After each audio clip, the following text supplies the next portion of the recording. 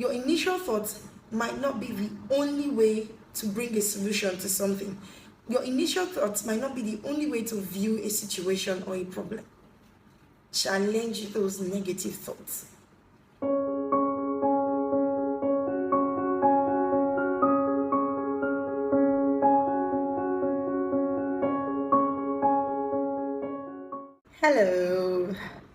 Hello from wherever in the world you're watching this. Welcome to today's video. In today's video, I'll be talking about self-esteem, majorly on low self-esteem. There's a part of self-esteem that deals with your ability to learn, to think, to make correct choices, to overcome challenges, and to solve problems. That's on a part. And on the other part, the other aspect of self-esteem, it has to do with your respect for yourself, your image of yourself, your confidence in yourself, that you are deserving of love, you're deserving of respect, you're deserving of good things happening to you. I don't know if you've met certain people who they be like, I don't think I deserve this, or I don't think I should be the one doing this, or I don't think they say things like, I'm not deserving of love, I'm not lucky with love, I'm fat, I'm ugly, I'm lazy. I'm sure you've met people who say stuff like that. The truth is, these are traits of low self-esteem. There are tons of research in psychology that have proven that self-esteem for most people, or for some people, begins to decline in their adolescence. You see a child who is happy and bubbly, and somewhere along the line, in teenage, they get withdrawn, they start exhibiting certain traits of unnecessary anger and hostility towards others. It might be an indicator of a low self-esteem. And while some persons are able to get back on track in young adulthood, a lot of people remain with low self-esteem into adulthood. Like, it becomes a cycle for them. There's almost this habit loop. Probably when they're about to be put in a leadership position, when they're about to be entrusted with something, they go like, I don't think I'm the one. I don't think I should be the one doing this thing. I don't think I should be the one addressing these people. I don't think I should be put in charge of this thing. You see them trying to run away from responsibility. You see them they dislike, or they are scared of being in front. I don't mean people who are introverts. I have met a lot of introverts who have a rich sense of esteem in them. This is somebody who, you know that they are capable of doing this thing, but every time you want to entrust it in their hands, they go like, no, I don't think I should. I don't think I'm the one. You find them always passing off opportunities to other people, not because they're not capable, but because they feel that they are not in the best position. In fact, they even feel like they are incapable of handling that stuff, or being in front, or being in charge of this thing. They always prefer other people to stand in front. They always prefer other people to be the ones to do it. Now, they are drivers of esteem. For most people in their families, they kept hearing the same thing. You're ugly, oh, you're fat, oh, you're skinny, you're short, you're too tall. Funnily enough, there is such a thing as too tall for some people. I tell you a story. I wasn't always this plump. In fact, people who know me from way back, when they see me, like, they are so shocked. They're like, so you have this amount of fat in your body? 12, 13, 14, 15, I constantly kept hearing one thing. Oh, you look so different from your siblings. You're thin. You look like you're malnourished. And trust most Nigerians who always want to give an opinion on everything. Those words come at me. They will come at me. They would make me close into myself. Consistently, I kept hearing these words. And at school, a teacher will be like, You're so quiet, but when it's time to be noisy, you're the noisiest of all. Like, how do I explain it to you that I'm an introvert, but when I get comfortable, at the time, I was an introvert, but when I got comfortable with people, you will literally be the one telling me, can you please keep quiet? You're talking all over the place like a chatterbox. I mean, that was me a few years ago.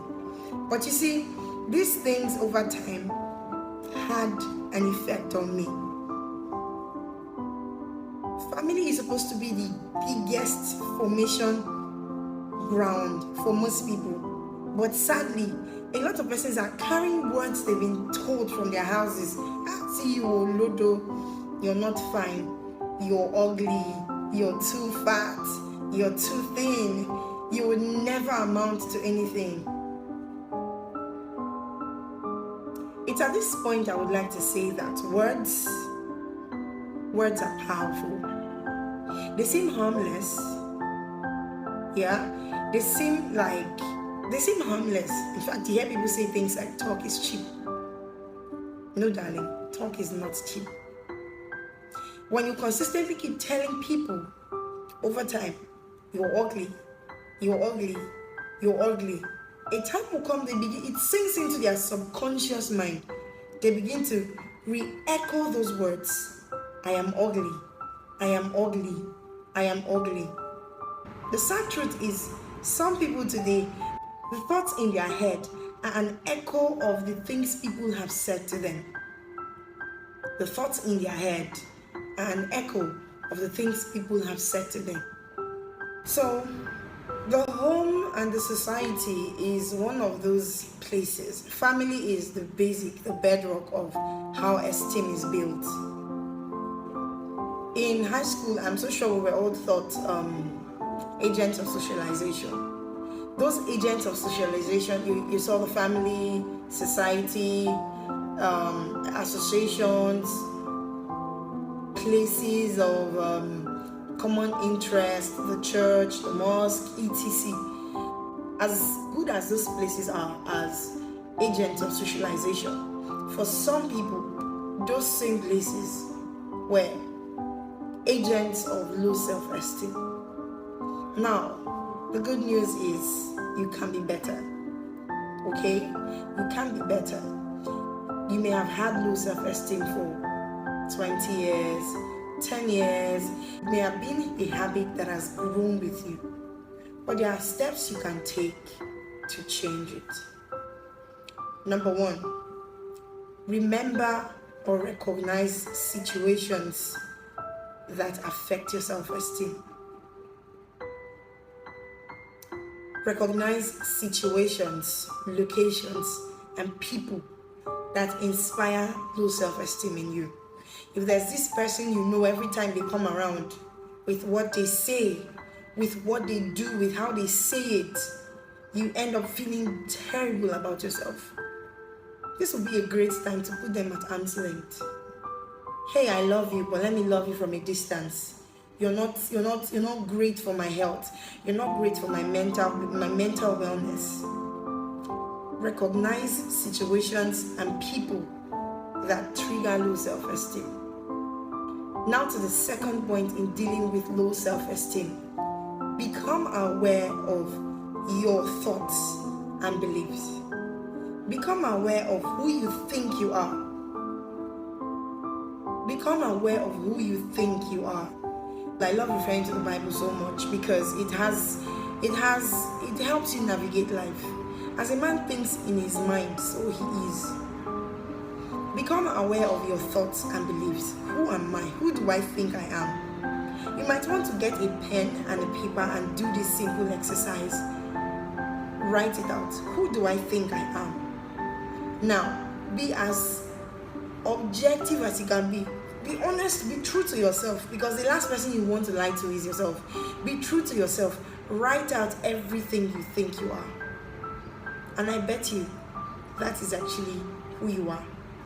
Now write out the belief system, the beliefs that have inspired this idea or picture of who you are. Write it on this end, on the other end. Okay, on this end, write your perspective of who you are and write the reason why you have that perspective. That is number 2. Now to number 3, you must challenge negative beliefs. Every time you write things which you actually truly understand is negative about yourself, it is time to rewrite the narrative. How do you do this? After writing out those beliefs, you challenge it. I failed at my course, so what if I failed? It simply is an indication that I didn't understand it. What if I give myself more time to study the materials? I am fat. It does not mean I'm dying anytime soon. What if I can change it? Is there something I can do? In the meantime, while I'm still fat, I love my body. That would be a great place to start. Challenge negative thinking. Your initial thoughts might not be the only way to bring a solution to something.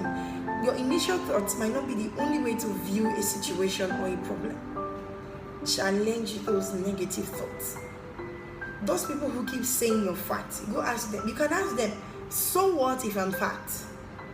The beautiful thing about life is we were not all made with the same body type. We were not all made with the same shape. We were not all made with the same height. Look around you, look through life. There is so much beauty because we're not all the same. It is time to challenge those negative thoughts. Now that you've challenged negative thoughts, it takes us to the 4th point. Adjust your thoughts and belief. It is time to replace those negative thoughts with newer and positive thoughts. Now for this one, this is where visualization comes in. As you see something, it registers in your mind. It registers in your subconscious. Have you ever had this weird dream where the last thing you thought of was a pen, and when you slept, you saw yourself in the dream jumping with a pen? That is the power of your subconscious mind. Now is the time to engage. There is so much power in your mind. There is so much power in your mind. And when you renew your mind, you renew your life entirely. It is time to replace those negative thoughts with positive ones. And like I said before, visualization is one strong point, is one strong way of doing that. You can put up post-its and little notes around your house. I am awesome. I am excellent. I am gifted. I am talented. I am kind. I am loving. As you see those words and you say them to yourself consistently, the power of confession is seen in really small ways. As you begin to say those things to yourself, you say them hard enough and they become a reality. Adjusting your thoughts and beliefs. The 5th and final point is create a newer perception of yourself. Now, one of my favorite books in the world is the Bible. Not just because I'm a Christian, but because it holds keys, nuggets for life. You should not say things that are inconsistent with what God says about you. Don't believe every lie of the enemy stuck in your head. When you go through the Bible, you see God's idea about you. You see God saying, I can give nations for your sake. You are a chosen generation. You are a royal priesthood. You are a holy nation. You are peculiar. What it means to be peculiar. You are mysterious. There is so much mystery about you. There is so much about you that cannot be exhausted in one day. Yes, that is who you are. And as you consistently look and engage with who God's word says you are, it builds a lasting image on your mind of who you are. As you behold who God says you are, you become. Because everything rises and falls in the realm of the mind.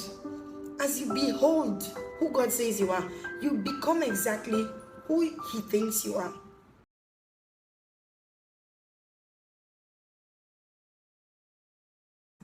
This is all for today's video on dealing with self-esteem. There's a sequel to this video which will be dealing with the negativity of high self-esteem. If you found this video helpful, do comment, like, share, and subscribe so the algorithm would bring this video to more people who need content like this. Thank you so much. To have yourself an amazing day.